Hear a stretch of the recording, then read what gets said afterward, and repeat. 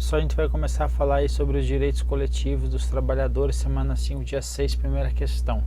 Os direitos fundamentais individuais. Direitos fundamentais individuais, leia-se artigo 5º da Constituição Federal de 88. Inclui-se o direito à intimidade, o direito ao devido processo legal e o direito à greve. Direito à greve está previsto no artigo 9º. Os artigos aí a partir do 6º são o que? Direitos sociais, e aqui o 9º é o direito social coletivo. Perfeito? Então, questão incorreta. Questão número 2. A imposição de lei por lei. Então, por lei, por imposição de lei, um órgão estadual for criado, certo? Então, os servidores ocupantes de cargo efetivo deste órgão poderão, desde que com prévia autorização do órgão estatal competente, fundar um sindicato. O que está errado aqui? Prévia autorização do órgão estatal competente. Está errado, porque a lei não pode exigir a autorização do Estado para a fundação do sindicato. Não pode também ocorrer que interferência e a intervenção na organização sindical. Então, portanto, a questão está incorreta.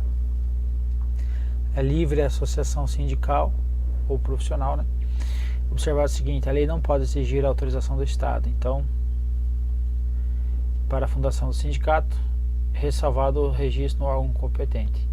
Ainda vendo que o poder público, a interferência e a intervenção na organização sindical. E é garantido aí ao servidor público a livre associação sindical. Perfeito? Então, não pode então aí o órgão interferir aí ou exigir essa prévia autorização. Questão número 3. É assegurada a participação dos trabalhadores. Então, vai participar onde? Nos colegiados de órgãos públicos em que seus interesses profissionais ou previdenciários sejam objeto de discussão e deliberação. Obviamente, eles devem participar porque trata aí de interesses profissionais e previdenciários próprios, ou seja, deles, ou seja, dos trabalhadores, dos empregadores. Então, a participação tanto dos trabalhadores quanto dos trabalhadores nos colegiados de órgãos públicos em que os seus interesses profissionais e previdenciários sejam objeto de discussão. Perfeito? Então, nos colegiados públicos posso ter então o que? Trabalhadores. Então, nos colegiados públicos de órgãos públicos vou ter trabalhadores, o que da iniciativa privada, ok? Então, essa é a ideia. Artigo 10º. É assegurada a participação dos trabalhadores, dos empregadores nos colegiados de órgãos públicos em que seus interesses profissionais e previdenciários sejam objeto de deliberação e discussão. Inverti a ordem, mas está a mesma coisa. Artigo, ficando maluco. Questão 4. Ao sindicato cabe então da categoria definir, no caso de greve, os serviços, atividades essenciais. Vai caber quem? A lei, não ao sindicato, quais os serviços serão essenciais, ok? Então, a lei aí foi criada em 89, que é a lei 7783, são consideradas atividades essenciais aí, ó. Então, relativos a tratamento e abastecimento de água, a energia elétrica, gás, combustível, assistência médica, hospitalar, distribuição e comercialização de medicamentos e alimentos, funerários, transporte coletivo, captação e tratamento de esgoto e lixo, telecomunicações, guarda, uso de substâncias radioativas, equipamentos materiais nucleares, processamento de dados ligados aos serviços essenciais, controle de tráfego aéreo e compensação bancária. Ou seja, não cabe ao sindicato e sim uma lei. Questão 5. Aos trabalhadores compete decidir sobre os interesses que devam defender por meio do exercício de greve. O que está dizendo aqui a questão? Tem que cuidar com a casca de banana, porque aqui não está tratando como como a gente viu agora, dos serviços essenciais, mas sim, o pessoal vai entrar, o trabalhador vai entrar em greve. Agora ele quer saber quais os interesses que eles vão defender nesse exercício do direito da greve. Então, quem vai decidir quais interesses que eles vão defender, cabe a quem? A eles próprios, aos trabalhadores, ok?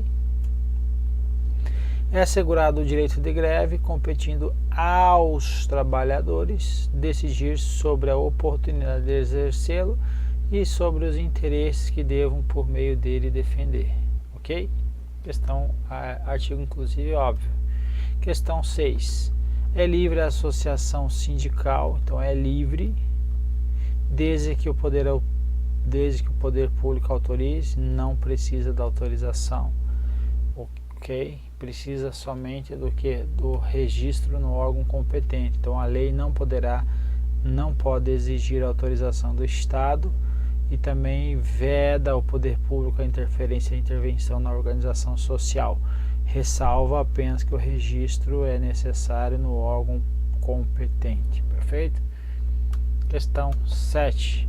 O princípio da unicidade, que veda a criação na mesma base territorial de mais de uma organização sindical representativa da mesma categoria profissional. Então não posso ter, por exemplo, 2 sindicatos da mesma categoria em Brasília, por exemplo, ok?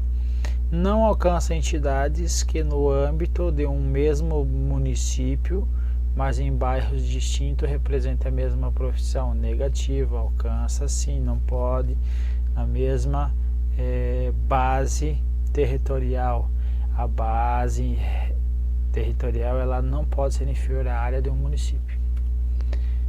É livre a associação profissional e sindical e é vedada a criação de mais uma organização social em qualquer grau, ou seja, não posso ter inclusive uma organização social de primeiro grau, depois a organização sindical de segundo grau. Não posso, é só uma, certo? Para a representativa categoria profissional ou econômica na mesma base territorial, que será definida pelos trabalhadores ou empregadores interessados e não podendo ser inferior à área de um município, ok? A questão falando que pode ser em bairros distintos, não pode ser em bairros distintos.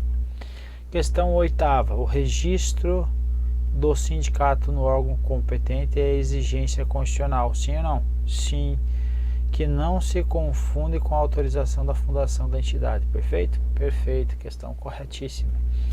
Artigo 8º, ele vai dizer que é livre a associação profissional ou sindical, observado o seguinte: a lei não poderá exigir então autorização do Estado para a fundação de um sindicato, ressalvado o registro no órgão competente.